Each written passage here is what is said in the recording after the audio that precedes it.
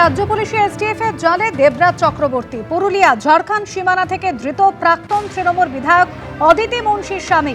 বাগুইআটি থানার 12ই মে রুজু হওয়া মামলার প্রেক্ষিতে গ্রেপ্তার দেবরাজ চক্রবর্তী। 10 জন প্রমোটারের অভিযোগ ছিল এই দেবরাজ চক্রবর্তীর বিরুদ্ধে।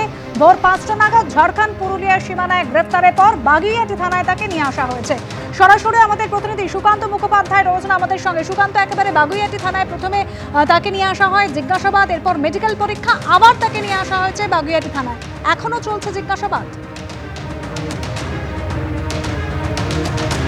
দেখো, এখনো পর্যন্ত জিজ্ঞাসাবাদ চলছে দেবরাজ চক্রবর্তীকে এবং আর কিছুক্ষণের মধ্যে বারাসাত আদালতে তোলা হবে তাকে।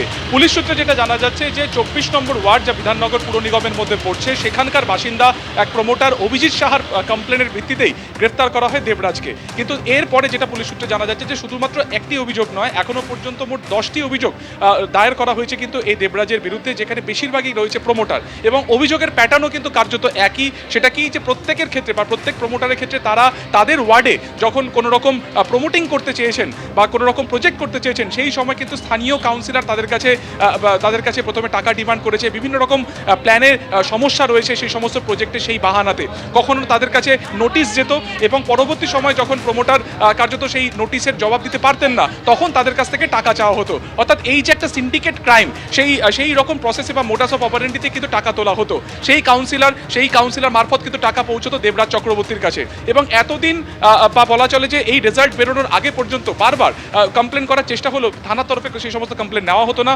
কিন্তু পরবর্তী সময় বা বিশেষ করে এই ক্ষমতা পালাবদলের পর কিন্তু তারা একে একে সামনে আসতে থাকেন এবং তারা এই অভিযোগ করেছেন। এখনো পর্যন্ত অফিসিয়ালি 10টি কমপ্লেন করা হয়েছে, যার মধ্যে একটি অটো স্ট্যান্ড বা অটো ইউনিয়নের তরফে একটি কমপ্লেন করা হয়েছে। তাদের অভিযোগের ভিত্তিতে হচ্ছে যে টাকা দিতে না পারার কারণে তাদের অটো বা তাদেরকে সেই রুটে অটো চালাতে দেওয়া হতো না, তাদের তরফে কমপ্লেন করা হয়েছে।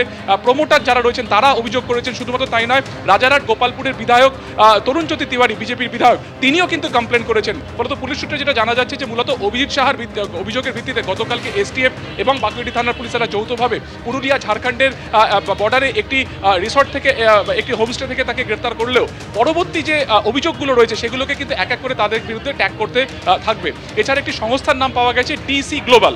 এই ডিসি গ্লোবালের নামেও কিন্তু তোলাবাজি করা হতো, তার নামে কিন্তু প্রপার্টি কেনা হতো, জমি কেনা হতো এবং এই কার্যত কোম্পানির মাধ্যমে কিন্তু কালো টাকাকে সাদা করা হতো, অর্থাৎ টাকা সাইপন করা হতো। কিন্তু যে ডিসি গ্লোবাল, এর মানে কি, অর্থাৎ এই আদ্যক্ষর যদি মেলানো যায় তাহলে দেবরাজ চক্রবর্তী নাকি অন্য কিছু, গোটা বিষয়টি খতিয়ে রাখা হচ্ছে। তার কারণ রীতিমতো জানা গেছে যে খাতায় কলমে এই কোম্পানি কোঅপারেট করা হলো, অর্থাৎ ইনকর্পোরেট করা হলো, অর্থাৎ সেটা থাকলেও সেটা কিন্তু কোনো রকম অফিসিয়াল বা রেজিস্টার্ড কোনো অফিস ছিল না। ফলত এই কোম্পানির আড়ালে কি টাকা তোলাবাজি করা হতো। এছাড়া 5 থেকে 10 বছরে তাদের যে প্রপার্টি, অর্থাৎ দেবরাজ চক্রবর্তী বা তার স্ত্রীর যে প্রপার্টি, সেটা তাদের যে আয় তার থেকে বহুগুণ বেশি, কোটি কোটি টাকা তারা প্রপার্টি বানিয়েছিলেন। ফলত এই যাবতীয় দুর্নীতির টাকা কি তোলাবাজি থেকে নাকি অন্য কোনো প্রভাব খাটিয়ে, গোটা বিষয়টি খতিয়ে দেখতে চাইছেন। এবং বাগুইআটি থানা থেকে আর কিছুক্ষণের মধ্যেই বারাসাত আদালতে তোলা হবে দেবরাজকে এবং সেখানে 14 দিনের পূর্ণ হেফাজতের মেয়াদি কিন্তু চাওয়া হবে পুলিশের তরফে। ধন্যবাদ সুকান্ত। সুকান্ত যেমনটা জানাচ্ছিল, দেবরাজ চক্রবর্তীর বিরুদ্ধে একটা দুটো অভিযোগ নয়, পুলিশ সূত্রে খবর দেবরাজ চক্রবর্তীর বিরুদ্ধে অভিযোগের তালিকাটা বেশ লম্বা। জোর জবরদস্তি করে জমি কেনাবেচা, তোলাবাজি, হুমকি, কালো টাকা সাদা করতে, সম্পত্তির আসল দাম কম দেখানোর মতো অভিযোগ রয়েছে দেবরাজ চক্রবর্তীর বিরুদ্ধে। তার বিরুদ্ধে সম্পত্তি লুকোনো এবং ডিসি গ্লোবাল নামে একটি সংস্থার আড়ালে কোটি কোটি টাকার রহস্যজনক লেনদেনের অভিযোগও আছে। একটা 2 পয়সার কাউন্সিলর, তার নাকি 1300 কোটি টাকার সম্পত্তির হদিশ তো আমি পেয়েছি। আমি এর অভিযোগ করেছিলাম। 7000 টাকা স্যালারি, একটা এমএলএ অ্যারাউন্ড 60,000 স্যালারি, আর বাদ বাকি এদিক ওদিক মিলে 1 লাখ সামথিংয়ের কাছাকাছি স্যালারি। জিপ মেরিডিয়ান চলে আসছে, কোত্থেকে আসছে কেউ জানে না। চাকরি চুরি, রাস্তায় বসে এই ছেলেগুলো কাঁদে না আমার চাকরি চুরিয়ে গেছে বলে, প্রাথমিক দুর্নীতি, তারা কিছুটা শান্তি পাবে।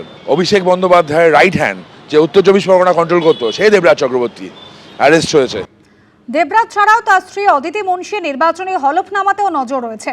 নির্বাচনী হলফনামায় তথ্য গোপন বা অসম্পূর্ণ তথ্য দেওয়ার অভিযোগ অদিতি মুন্সির বিরুদ্ধে। গ্রেপ্তারে এড়াতে আগাম জামিন চেয়ে কলকাতা হাইকোর্টে যান দেবরাজ চক্রবর্তী এবং অদিতি মুন্সি। শিশু সন্তানের কারণে অদিতি মুন্সির জামিন মঞ্জুর হয়, যদিও দেবরাজ চক্রবর্তীর জামিন আর্জিতে সরা দেয়নি আদালত।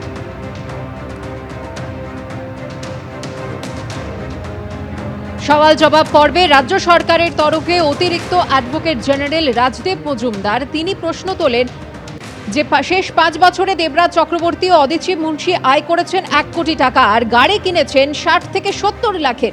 এটা কিভাবে সম্ভব? নাম পাল্টে গেছে, রাবণ রাজ নাম হয়েছে।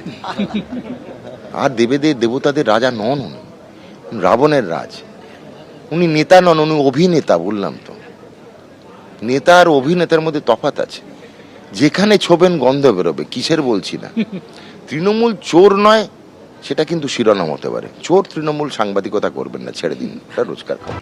আর এরই মধ্যে আরো বেকায়দায় দেবরাজ চক্রবর্তী। বিধাননগরের প্রাক্তন মেয়র পরিষদের বিরুদ্ধে এবার এফআইআর রুজু করে তদন্তে ইডি। ধৃত প্রাক্তন তৃণমূল বিধায়ক অদিতি মুন্সির স্বামীর বিরুদ্ধে আগেই অভিযোগ করেছিলেন বিজেপি বিধায়ক তরুণ জ্যোতি তিওয়ারি। দেবরাজ চক্রবর্তীর বিরুদ্ধে ওঠা একাধিক অভিযোগের প্রেক্ষিতে করা এফআইআর গুলিকে সামনে রেখেই ইসিআইআর দায়ের করেছে ইডি। বিপুল অঙ্কের তোলাবাজির টাকা কি শুধুমাত্র দেবরাজের কাছেই পৌঁছেছিল? আরো বড় কোনো প্রভাবশালীর কাছে পৌঁছেছে বিপুল অঙ্কের টাকা? কিভাবে চলতো তোলাবাজির র্যাকেট? এই প্রশ্নের উত্তর খুঁজছে ইডি। এবিপি আনন্দ, এগিয়ে থাকে, এগিয়ে রাখে।